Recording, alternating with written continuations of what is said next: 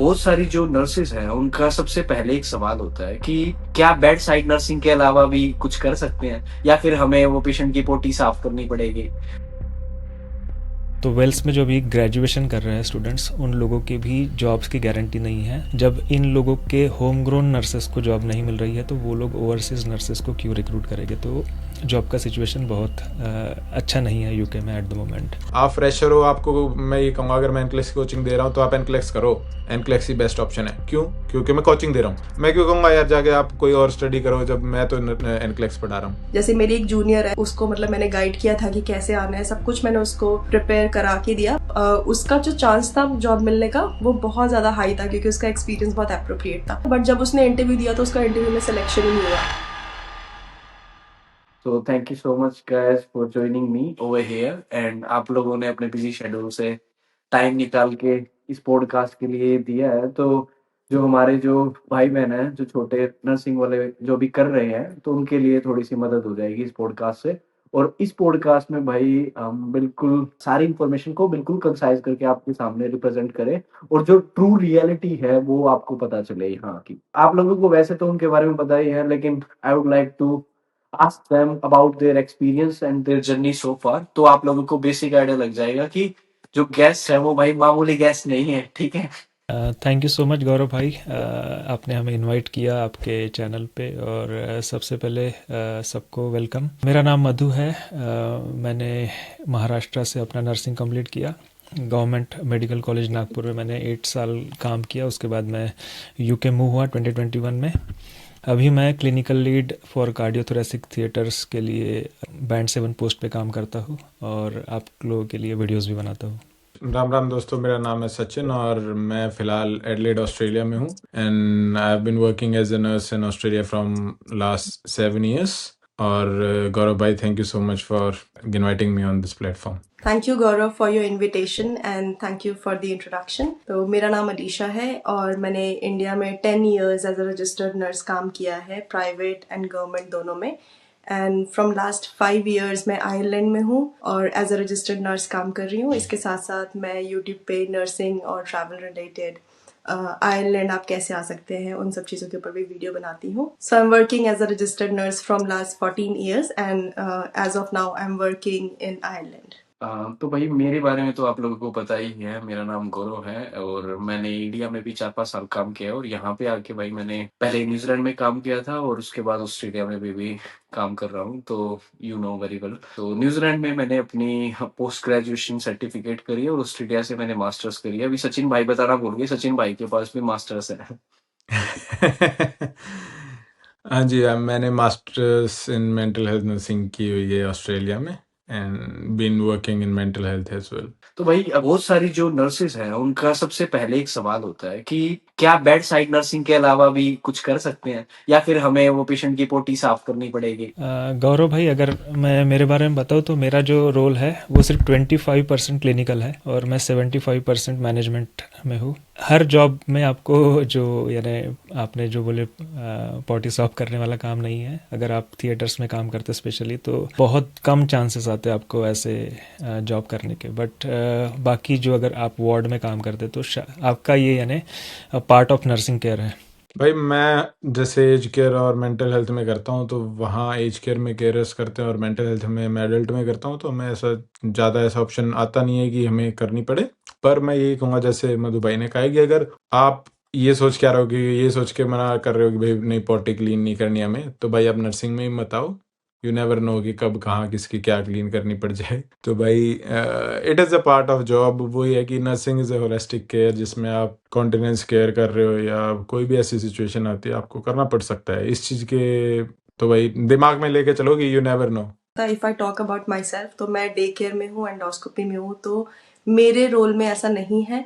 But yes, अगर आप ward में हो, इवन अगर आप A&E में हो या किसी भी ऐसे डिपार्टमेंट में हो जहाँ पे कोई बेड रिडन पेशेंट आ गया या कोई अनकॉन्शियस पेशेंट आ गया और अगर आपके पास केयरर है और केयरर कहीं और बिजी है तो आपको ये करना पड़ सकता है। तो यहाँ पे ऐसा है कि सारे काम को जो है ना वो सेम ट्रीट किया जाता है। अगर आप एक क्लिनिकल स्पेशलाइज्ड नर्स हो या आप मैनेजर हो वार्ड के और आप सबसे हाईएस्ट लेवल ऑफ मैनेजर हो, वहाँ पे और कोई नहीं है, तो भी आपको वो करना पड़ सकता है if you are a nurse. So it comes under nursing responsibility. So if you are a nurse, it's like a daily activity पे जो पेशेंट की जो डेली केयर है उसमें इंक्लूड. तो भाई न्यूजीलैंड में भी सेम सिचुएशन है. It's a part of nursing job. जो आप ड्यूटीज एंड रिस्पॉन्सिबिलिटीज साइन करते हो, तो बेसिकली उसका ये पार्ट है.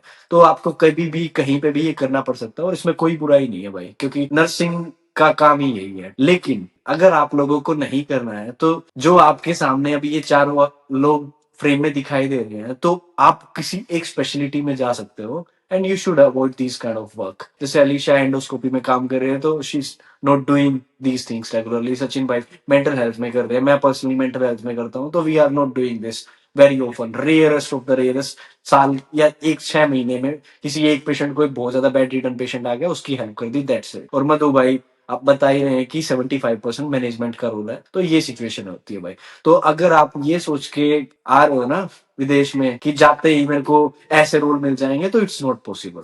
अभी जो क्वेश्चन सब लोग पूछते हैं भाई कि हमने ना इंडिया में हमारे पास टीचिंग का एक्सपीरियंस है, तो हम टीचिंग के एक्सपीरियंस से सीधा वहां पे फॉरेन कंट्री में टीचर बनना चाहते हैं. तो इंडिया से उन्होंने बीएससी नर्सिंग कर रखी है और वो सीधा यहाँ पे यूके में, आयरलैंड में, ऑस्ट्रेलिया में डायरेक्ट टीचिंग के रोल पे आना चाहते हैं. Is it possible?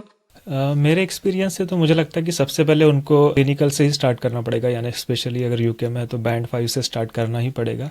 और उसके बाद फिर यहाँ का एक्सपीरियंस लेके, यहाँ का जो भी एजुकेशन लेके आप बाद में टीचिंग में एंटर कर सकते. बट मेरे हिसाब से तो आप डायरेक्टली इंडिया से टीचिंग रोल पे नहीं आ सकते. ऑस्ट्रेलिया में ऐसा है कि अभी मेरी रिसेंटली एक अपने इंडियन नर्स थे जो ऑस्ट्रेलिया में थे, उनसे बात हुई थी. आप इंडिया से डायरेक्ट पीआर लेके आ सकते हो एज ए ट्यूटर, पर आप आके यहाँ पर as a tutor direct job नहीं कर पाओगे. पीआर भी आपकी अलग से स्किल असेसमेंट होती है, वहां से आप स्किल असेसमेंट करवाते हो, फिर आप यहाँ ऑस्ट्रेलिया आते हो. और मैं कहूँगा ऑस्ट्रेलिया में आने के बाद भी आपको एक वोकेशनल एजुकेशन ट्रेनिंग की एक लगभग 1 साल का एक कोर्स होता है. वो करने के बाद आप आगे टीचिंग में जा सकोगे. और उसके लिए भी मैं कहूँगा भाई कि शुरू में थोड़ा क्लिनिकल, जैसे मधु भाई कह रहे हैं, क्लिनिकल करना बेटर है. डायरेक्ट आप आके आप हमारे दिमाग में इंडियन स्टाइल होगा, जबकि यहाँ आप आओगे तो वर्क कल्चर अलग है, आप कैसे कर रहे हो, सारे प्रोसेस अलग है.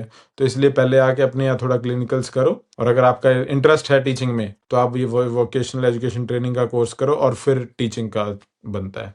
हाँ, लेकिन ये है कि उसके बाद मैंने ऐसे नर्सेज देखे जो टीचिंग भी कर रहे हैं और साथ में अपनी क्लिनिकल्स भी कर रहे हैं. तो एक अच्छा ऑप्शन होता है, दोनों को कंबाइन करके आप दोनों स्किल्स अच्छे से मेंटेन कर पाते हो. तो आयरलैंड में भी सेम है. आप डायरेक्ट अगर आपने इंडिया में बहुत साल भी एज अ क्लिनिकल इंस्ट्रक्टर या एजुकेशन फील्ड में काम किया है नर्सिंग में, तब भी आप यहाँ पे डायरेक्ट क्लिनिकल इंस्ट्रक्टर या प्रिसेप्टर बन के नहीं आ सकते हो. पहले आपको जो बेसिक नर्सिंग का क्राइटेरिया है वो आपको यहाँ पे फुलफिल करना पड़ेगा.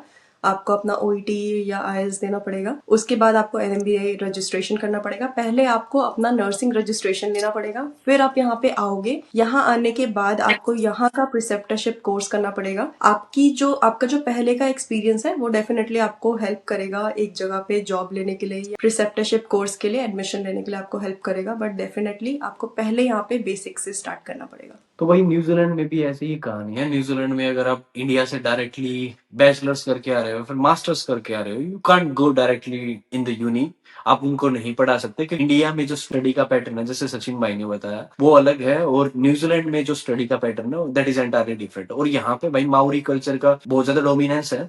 तो बेसिकली हम इंडिया से अगर करके आ रहे हैं तो हमें माउरी कल्चर के बारे में कुछ नहीं पता. ठीक है, बहुत सारे स्पेसिफिक वर्ड्स हैं और बहुत सारी डूज एंड डोंट्स हैं that applicable on the Maori community. वो बेसिकली अगर कोई इंडिया से करके आ रहा है तो उसको नहीं पता. तो अगर आपने इंडिया से कर रखी है और आप सीधा इंडिया से बीएससी नर्सिंग कर रखी है, मास्टर्स कर रखी है, तो आप यहाँ पे इन फॉरेन कंट्रीज में डायरेक्टली टीचिंग रोल पे नहीं आ सकते. Now we discuss about the requirements. ये इस टॉपिक के बारे में मेरे ख्याल से आपने हम सब के चैनल्स पे ऑलरेडी वीडियोस देख ली होंगी भर भर के. And you might already aware, अगर आप ये इस चैनल पे वीडियो देख रहे हो तो आप लोगों को ऑलरेडी पता होगा कि OET में क्या स्कोर चाहिए, क्या नहीं चाहिए. लेकिन फिर भी आप लोगों की शांति के लिए एक बार फिर सबसे पूछ लेते हैं क्या रिक्वायरमेंट्स है और क्या BSc चाहिए या GNM चाहिए या फिर OET IELTS में क्या-क्या स्कोर चाहिए, तो अभी बात करते हैं भाई। तो सबसे पहले आपको यूके में रजिस्टर्ड नर्स बनने के लिए एक तो जीएनएम या बीएससी नर्सिंग कंप्लीट करना पड़ेगा, प्लस आपको यूके में रजिस्टर्ड नर्स बनने के लिए 2 एग्ज़ाम मैंडेटरी है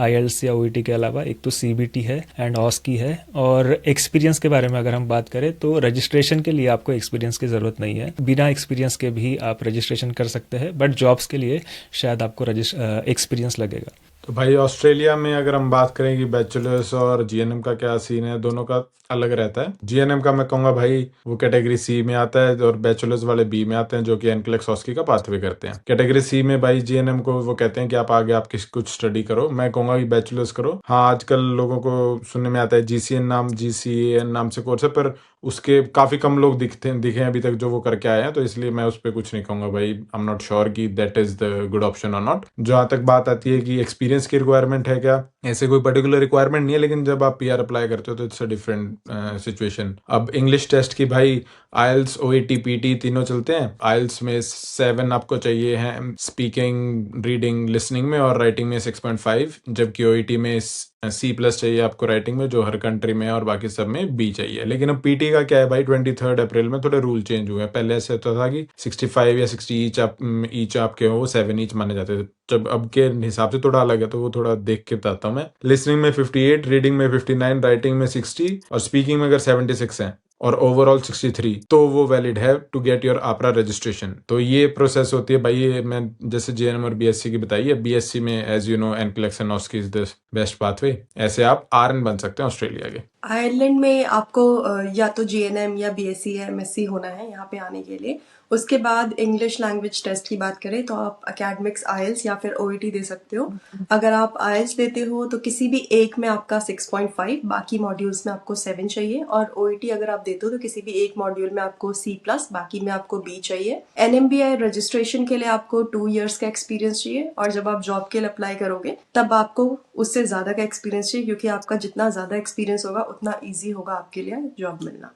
तो भी न्यूजीलैंड में भी आपके पास कम से कम 1 साल का एक्सपीरियंस होना चाहिए, और जीएनएम भी अप्लाई कर सकते हैं और बीएससी वाले भी अप्लाई कर सकते हैं। जीएनएम वाले जो अप्लाई करेंगे वो इनरोल नर्स बनेंगे, और बीएससी वाले जो अप्लाई करेंगे वो आरएन का रजिस्ट्रेशन ले लेंगे। उसके साथ-साथ जो एक्सपीरियंस की बात करता हूँ, तो न्यूजीलैंड में मैंडेटरी है 1800 आवर्स का जो एक्सपीरियंस है वो आपके पास होना चाहिए। और अगर मैं लैंग्वेज प्रोफिशिएंसी एग्जाम की बात करूँ, तो यहाँ पे भी आप आइल्स एकेडमिक या ओईटी दे सकते हो। Apart from rest of the countries, यहाँ पे सिर्फ ये फायदा है कि यहाँ पे क्लबिंग एक्सेप्टेड है, क्योंकि क्लबिंग यूके और ऑस्ट्रेलिया में भी क्लबिंग एक्सेप्टेड है, लेकिन न्यूजीलैंड की क्लबिंग इज बिट डिफरेंट, क्योंकि यहाँ पे आप सिंगल मॉड्यूल का एग्जाम देके अगर आप किसी एक मॉड्यूल में फेल हो जाते हो तो you don't have to give the full exam again, सिर्फ आप जिस मॉड्यूल में फेल हुए हो वही एग्जाम देना है। तो ये न्यूजीलैंड की सबसे अच्छी बात है भाई। और एक्सपीरियंस का मैंने आपको बता ही दिया कि 1800 आवर्स का जो एक्सपीरियंस है वो मैंडेटरी है।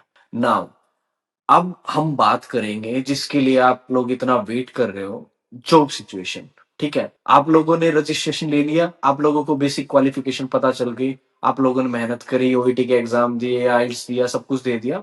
अब रजिस्ट्रेशन आ गया यहाँ तक। अब जॉब की जो सिचुएशन है आपके सामने, ये जो लोग बैठे हैं अलग कंट्री से, ये आपको रियलिटी दिखाएंगे जो आपको कोई नहीं बताएगा। So just listen to them very very very carefully. पहले जैसे कि मैंने बताया, आपको यूके आने के लिए एम्प्लॉयर हेल्प करता था, ऑस्की भी एम्प्लॉयर कराता था, लेकिन अभी आपको यूके में जॉब लेने के लिए सबसे पहले रजिस्ट्रेशन लेना पड़ेगा। रजिस्ट्रेशन के लिए आपको ऑस्की देना पड़ेगा, और ऑस्की सिर्फ यूके में होती है, इंडिया में आपको ऑस्की देने के लिए नहीं मिलेगा।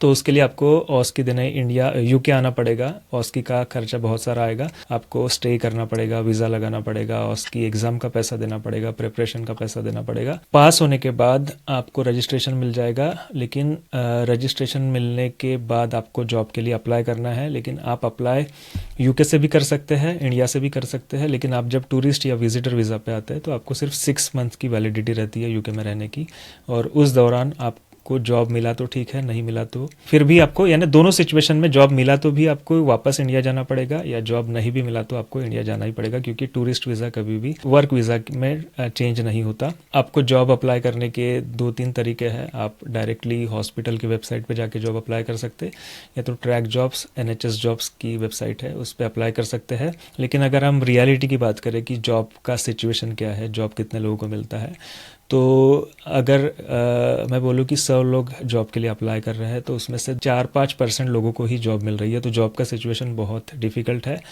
अगर हम वेल्स के बारे में बात करें, क्योंकि यूके में 4 कंट्रीज़ है, एक वेल्स भी है, तो वेल्स में जो भी ग्रेजुएशन कर रहे हैं स्टूडेंट्स, उन लोगों की भी जॉब्स की गारंटी नहीं है, वो लोग भी परेशान हैं। तो जब इन लोगों के होम ग्रोन नर्सेस को जॉब नहीं मिल रही है तो वो लोग ओवरसीज़ नर्सेस को क्यों रिक्रूट करेंगे? तो जॉब का सिचुएशन बहुत अच्छा नहीं है यूके में एट द मोमेंट। तो भाई जॉब का ऐसा सिचुएशन है कि आपको जस्ट इमेजिन आपने रजिस्ट्रेशन ले लिया, उसके बाद आप जॉब अप्लाई करते हो। अब सबको पता है कि करनी कैसे है, आप ऑनलाइन सीख पे करोगे, गवर्नमेंट ऑफिशियल वेबसाइट पे करोगे, पर रियलिटी ये है कि जैसे अभी मधु भाई ने कहा है कि उनके 100 में से 2-3 को ही मिल रही है, ऑस्ट्रेलिया में 10-15 को लगा लो आप। ये सिचुएशन इस वजह से हुई है क्योंकि 2022 के बाद लगा लो, कोविड के बाद इतनी रिक्रूटमेंट हुई हर कंट्री में। ऑस्ट्रेलिया में तो ऐसा हाल हो गया था भाई, जब यूके में जॉब मिलनी कम हो गई, या यूके से भी नर्सेज ऑस्ट्रेलिया माइग्रेट हो रहे हैं, न्यूजीलैंड से भी माइग्रेट हो रहे हैं, आयरलैंड से माइग्रेट हो रहे हैं, कनाडा से माइग्रेट हो रहे हैं, और फिर साथ में इंडिया से माइग्रेट हो रहे हैं। और एम्प्लॉयर के सामने एक्सपीरियंस आता है कि इन कंट्रीज का एक्सपीरियंस आप किसको चूज करोगे। अगर मैं भी एम्प्लॉयर हूं, मैं भी ऐसी कंट्री वाले को चूज करूंगा जिसका मेरा और उनका वर्क कल्चर या थोड़ा अपने पॉलिसी प्रोसीजर सेम हो, इसलिए वो उनको चूज कर रहे हैं। अब लोग 1 साल के एक्सपीरियंस के साथ या 6 महीने के एक्सपीरियंस के साथ, 2 साल के साथ वो सोचते हैं कि हमें जॉब मिल जाएगी। इट्स नॉट दैट इजी भाई। अगर आपको जॉब भी मिलेगी तो रीजनल जो आपके लगा लो रूरल एरियाज कह दें जिसे हम, वहां आप ट्राई कर सकते हो, वहां पे भी काफी कंपटीशन होगा। अब हम सबकी वीडियोस देख के काफी लोग अप्लाई करने लग गए हैं, तो वो उसकी वजह से सच बता रहा हूँ भीड़ काफी हो गई है। अब आपको बहुत, अब मेरे को लास्ट 1 साल पहले कोई ऐसा बंदा दिखा था जिसको स्पॉन्सरशिप मिली थी और वो आया था। उससे बेटर आपके पास ऑप्शन ये है कि आप, अगर आपके पास अच्छा एक्सपीरियंस है तो आप डायरेक्ट पीआर लेके आओ। और आगे भी अगर आप अभी नर्सिंग भी पढ़ रहे हो भाई, जो पढ़ रहे हैं उनको ये कहूंगा, जिसके पास ज्यादा एक्सपीरियंस होगा उसके लिए थोड़ा जो रास्ता है ऑस्ट्रेलिया का वो इजी रहेगा। और जहां तक बात रही कि जैसे अब मधु भाई कह रहे हैं वेल्स में जो सिचुएशन है वही विक्टोरिया में सिचुएशन है, जहां मेलबर्न शहर है भाई। अभी ग्रेजुएट हुए मधु भाई, उसमें से 1500-1700 ग्रेजुएट्स को जॉब ही नहीं मिल रही है। तो आप देखिए कि क्या, इसलिए कुछ जगह आपको ये भी देखनी होगी कि कहाँ अप्लाई करना चाहिए, किस स्टेट में जाना चाहिए, किस स्टेट में नहीं। और साथ में एक और बात इसमें ऐड करूंगा, it includes all the countries, कि भाई आप जब भी इंफॉर्मेशन लो, कौन सा स्टेप आपको लेना चाहिए, कहाँ जाना चाहिए, वो एक थोड़ा रिलायबल सोर्स हो। इंडिया से बैठे बैठे अब कई जो भी कर रहा है वहां 90% लोग अपने बिजनेस के हिसाब से आपको रिप्लाई देंगे। अगर मैं कनाडा का वीजा लगाता हूं तो मैं कहूंगा ऑस्ट्रेलिया का वीजा ही नहीं आ रहा, कनाडा का आ जाओ, कनाडा लगाओ। आप फ्रेशर हो, आपको मैं ये कहूंगा, अगर मैं एनक्लेक्स की कोचिंग दे रहा हूं तो आप एनक्लेक्स करो। एनक्लेक्स ही बेस्ट ऑप्शन है। क्यों? क्योंकि मैं कोचिंग दे रहा हूँ, मेरा पैसा आ रहा है उससे। मैं क्यों कहूंगा यार जाके आप कोई और स्टडी करो जब मैं तो एनक्लेक्स पढ़ा रहा हूँ। ये कहूंगा भाई ओवरऑल बाकी जॉब्स की situation is not that easy right now, किसी भी कंट्री में हो। आई एम प्रीटी श्योर सभी कंट्री में सेम सिचुएशन है। आयरलैंड में अभी भी रिक्रूटमेंट है और अभी भी हायरिंग हो रही है, लेकिन आपका एक्सपीरियंस बहुत ज़्यादा मैटर करता है। अब अगर आपके पास एक NMBI डिसीजन लेटर है और आपको सिर्फ 2 साल का एक्सपीरियंस है तो आपको बहुत ज़्यादा डिफिकल्ट होगा जॉब मिलना। ऐसा हो सकता है कि you will end up getting no job. But अगर आपको एक अच्छा खासा एक्सपीरियंस है, फॉर एग्जांपल अगर आपको 7-8 साल का एक्सपीरियंस है और वो एक्सपीरियंस सिर्फ एक डिपार्टमेंट में है, तो यहाँ पे आपका CV और आपका एक्सपीरियंस बहुत मैटर करता है। तो फॉर एग्जांपल A&E की यहाँ पे रिक्रूटमेंट चल रही है, हायरिंग हो रही है। A&E is accident and emergency, जिसे हम इमरजेंसी डिपार्टमेंट बोलते हैं इंडिया में। तो उसकी रिक्रूटमेंट हो रही है। अब अगर किसी कैंडिडेट को 4 साल का भी एक्सपीरियंस है और वो सिर्फ A&E का है, तो उसका सिलेक्शन इसमें होना मतलब तय है कि उसको, उस कैंडिडेट को ये लोग ले लेंगे। बट अगर आपका एक्सपीरियंस है 1 साल वार्ड का, 1 साल पेडियाट्रिक का, 1 साल लेबर रूम और 1 साल A&E, तो आपका सिलेक्शन नहीं होगा। तो it highly depends on your CV now. तो आयरलैंड में अभी भी रिक्रूटमेंट है, बट आपके CV के ऊपर, आपके एक्सपीरियंस के ऊपर डिपेंड करता है कि आपका सिलेक्शन होगा कि नहीं। अभी मैं लास्ट वीक ही शायद गौरव से बात कर रही थी कि हमारे एक कॉमन फ्रेंड है जो हम दोनों जिसे जानते हैं, एंड उसका NMBI डिसीजन लेटर आया। शी गॉट अ जॉब, उसको 6 years का एक्सपीरियंस है। Within a month she got a job and she is coming next month to Ireland. तो हमारी यही बात हो रही थी। तो ऐसा नहीं है कि जॉब नहीं है, जॉब है, but it depends on your CV and at the end it depends upon your interview कि आप इंटरव्यू में कैसा परफॉर्म कर रहे हो। जैसे मेरी एक जूनियर है, उसको मतलब मैंने गाइड किया था कि कैसे आना है, सब कुछ मैंने उसको प्रिपेयर करा के दिया, बट जब उसने इंटरव्यू दिया तो उसका इंटरव्यू में सिलेक्शन ही नहीं हुआ। मेरे ख्याल से मतलब उसको ऐसा बहुत ज्यादा कॉन्फिडेंट था कि उसका हो जाएगा और शायद इसलिए इंटरव्यू में इतना अच्छा परफॉर्म नहीं कर पाई। बट उसका जो चांस था जॉब मिलने का वो बहुत ज्यादा हाई था क्योंकि उसका एक्सपीरियंस बहुत अप्रोप्रिएट था। सो ओवरऑल डिपेंड करता है आपके एक्सपीरियंस के ऊपर। बट अगर आप if you are somebody who has only 2 years experience और 3 years एक्सपीरियंस, और अगर आपको वो एक्सपीरियंस बहुत डिफरेंट डिफरेंट डिपार्टमेंट में है, तो मैं आपको बोलूँगी कि आपका जॉब मिलने का चांस यहाँ पे बहुत कम है। बट अगर आपको किसी एक ही डिपार्टमेंट में एक्सपीरियंस और अच्छा एक्सपीरियंस है, लाइक पेडियाट्रिक में 4-5 साल का एक्सपीरियंस है, या आपको A&E में थिएटर में आपको 4-5 साल का एक्सपीरियंस है, इवन वार्ड में अगर आपको इकट्ठा 4-5 साल का एक्सपीरियंस है, तो आपको जॉब मिल जाएगी। बट अगर आपको थोड़े थोड़े सेक्शंस में एक्सपीरियंस, जो कि इंडिया में बहुत कॉमन है ऐसा होना, क्योंकि वो लोग रोटेट करते रहते हैं, पर यहाँ पे रोटेट नहीं करते, तो यहाँ पे उनको चाहिए किसी को कि जिनको एक ही जगह का एक्सपीरियंस हो। एक और चीज़ मैं इसमें ये ऐड करना चाहूँगी कि कुछ लोगों को जिनको बहुत ज़्यादा एक्सपीरियंस है, जिनको 15+ years का एक्सपीरियंस है, और वो लोग आयरलैंड में अप्लाई कर रहे हैं, उनको जॉब नहीं मिल रही। तो अभी मेरी कुछ कैंडिडेट से बात हुई थी जिनको 17 years 19 years का एक्सपीरियंस है, और वो कह रहे हैं कि हमें क्यों जॉब नहीं मिल रही, हमारा CV क्यों शॉर्टलिस्ट नहीं हो रहा। तो अगर आपको बहुत ज़्यादा एक्सपीरियंस है, तब भी आपको यहाँ पे जो एम्प्लॉयर है वो नहीं लेते। They would rather take somebody who is 5-6 years experience instead of taking somebody who is 17-18 years experience, क्योंकि अगर आपको 17-18 years एक्सपीरियंस है, तो आपको ज्यादा सैलरी देनी पड़ेगी एम्प्लॉयर को, तो इसीलिए वो किसी ऐसे को हायर करेंगे जिनको कम सैलरी देनी पड़े, एंड एट दी एंड उनको सबको ट्रेन करना है, तो वो एक्सपेंस एक अलग हो गया, ट्रेनिंग का जो एक्सपेंस है। तो इसीलिए अगर आपको बहुत ज्यादा एक्सपीरियंस है, तब भी आपको जॉब मिलने में प्रॉब्लम हो सकती है। मैं ये नहीं बोल रही कि आपको नहीं मिलेगी, क्योंकि अगर आपको बहुत ज्यादा एक्सपीरियंस है और आपने इंटरव्यू में बिल्कुल ही मतलब उनको प्रूव कर दिया कि आपका जो एक्सपीरियंस पेपर में दिख रहा है उतनी आपको नॉलेज है, तो definitely they will take you, क्योंकि उनको पता है कि आप हॉस्पिटल के लिए मतलब एक जेम साबित होगे बाद में। बट अगर आप 17-18 ईयर एक्सपीरियंस पेपर पे दिखा रहे हो और इंटरव्यू में आप उन्हें कुछ आप प्रूव नहीं कर पा रहे हो अपना experience, then it will be difficult. तो भाई न्यूजीलैंड की अगर मैं सिचुएशन बताऊं, तो न्यूजीलैंड की जो सिचुएशन है that is also not so fruitful. May be you guys have already seen so many videos, negative videos बोलूंगा बेसिकली। आप लोगों ने वो वीडियोस देखी होंगी जिसमें वो कैंडिडेट्स नर्सिंग का रजिस्ट्रेशन ले रहे हैं and they are not getting jobs and they are moving back to India. ये बात सच है कि न्यूजीलैंड में जो स्पॉन्सरशिप की जो जॉब्स इतनी नहीं है जितनी होनी चाहिए, लेकिन जॉब्स अभी भी स्पॉन्सरशिप के बेसिस पे मिल रही है। और दूसरी बात, जैसे अलीशा ने बताया, सेम न्यूजीलैंड में भी कहानी एग्जिस्ट करती है, एक्सपीरियंस बेस्ड सैलरी मिलती है। लेकिन भाई यहाँ पे आपका जो इंटरव्यू है, आपका जो CV है, आपका जो कवर लेटर है, वो बहुत ज्यादा मैटर करता है। तो जब हम कैंडिडेट से बात करते हैं, तो ना तो वो अपना CV अपडेट करते हैं, जैसे हर जॉब का डिस्क्रिप्शन अलग अलग होता है। ईडी की जॉब है तो ईडी की जॉब का आपका मेडिकल का एक्सपीरियंस है, मेडिकल बोर्ड का, आप उसमें फिट ही नहीं हो रहे। ऐसी आपने 10 इरेलेवेंट जॉब्स अप्लाई कर रखी है और आप बोल रहे हो कि जॉब नहीं मिल रही, जॉब नहीं मिल रही, और आप सेम CV चिपका रहे हो। सबको ऐसे नहीं मिलती भाई जॉब, आपको एफर्ट्स डालने पड़ेंगे, CV अपडेट करना पड़ेगा, कवर लेटर भी अपडेट करना पड़ेगा। सेम जैसे ऑस्ट्रेलिया में सीक प्लेटफॉर्म है, सेम न्यूजीलैंड में भी सीक ही प्लेटफॉर्म है, और गवर्नमेंट के जो जॉब्स हैं वो निकलती है। दूसरी बात भाई, मेरे से बहुत सारे लोग ये भी पूछते हैं कि एक्स डिपार्टमेंट का एक्सपीरियंस है, वाई डिपार्टमेंट का एक्सपीरियंस। तो भाई मैं आपको एक बात क्लियर कट बता देता हूँ, अगर आपके पास मेंटल हेल्थ का एक्सपीरियंस है ना, या फिर मेंटल हेल्थ की क्लिनिकल स्किल्स है, या फिर आपने मेंटल हेल्थ में हायर स्टडी कर रखी है, there is a high possibility that you will get sponsorship. अगर आपके पास मेंटल हेल्थ का एक्सपीरियंस है तो आपकी जॉब इजीली लग जाएगी। जो ईडी का डिपार्टमेंट है ना, उसमें भी जॉब इजीली मिल जाती है। तो वही, अगर आपका सारा एक्सपीरियंस इंडिया का है, मिडिल ईस्ट का है, या फिर यूरोपियन कंट्रीज का है, इंडिया के एक्सपीरियंस को वो इतनी ज्यादा प्रियोरिटाइज नहीं करते उसको। अगर आप मिडिल ईस्ट में जाके काम करते हो, या फिर अगर आपने यूरोपियन कंट्रीज में काम कर रखा है, तो वो फिर भी उनको पहले कंसिडर करेंगे। आपको लगता होगा कि दुबई वगैरह में ये ऐसे ही जाते हैं, लेकिन इंडिया से ज्यादा अच्छा एक्सपीरियंस है दुबई, या फिर जो कतर, ओमान, इन कंट्रीज को ज्यादा मानते हैं। ठीक है, तो रिक्रूटर्स ऐसा कंसिडर करते हैं भाई। लेकिन अगर आपको कोई मीठी गोली दिखा रहा है कि ऐसे जॉब मिल जाएगी, तो जॉब नहीं मिलेगी दोस्त, आपको खुद से एफर्ट्स डालने पड़ेंगे। अगर आप आज सीख खोल के देखोगे ना, तो जॉब्स हैं। जो आपके फेवरेट इन्फ्लुएंसर्स हैं उनको देखोगे तो आपको यही बताएंगे इंडिया में बैठ के कि जॉब्स है ही नहीं यहाँ पे, तो जी जॉब्स है ही नहीं। लेकिन मैं आप लोगों को एक बात बोलता हूँ भाई, चाहे हम चारों में अलग अलग कंट्री से बैठे हैं, मैं आपको एक बात बोलता हूँ, अगर आपके पास रजिस्ट्रेशन ही नहीं है उस कंट्री का, तो आप एलिजिबिलिटी क्राइटेरिया मीट ही नहीं करोगे। सबसे मेन जरूरी बात है रजिस्ट्रेशन। चाहे वो यूके हो, आयरलैंड हो, ऑस्ट्रेलिया हो, न्यूजीलैंड हो, कम से कम रजिस्ट्रेशन तो लो, तभी तो उस दौड़ का हिस्सा बन पाओगे। लेकिन तुम ठीक है वहीं पे अभी पूरी फिल्म देख रहे हो और वहीं पे सोचते हो बैठे बैठे कि फलानी कंट्री में तो ना जी जॉब ही नहीं है, यूके में जॉब नहीं है, आयरलैंड में जॉब नहीं मिले, ऑस्ट्रेलिया में नहीं है, न्यूजीलैंड में नहीं है, मैं एक काम करता हूँ, मैं करता ही नहीं उस कंट्री की प्रोसेस।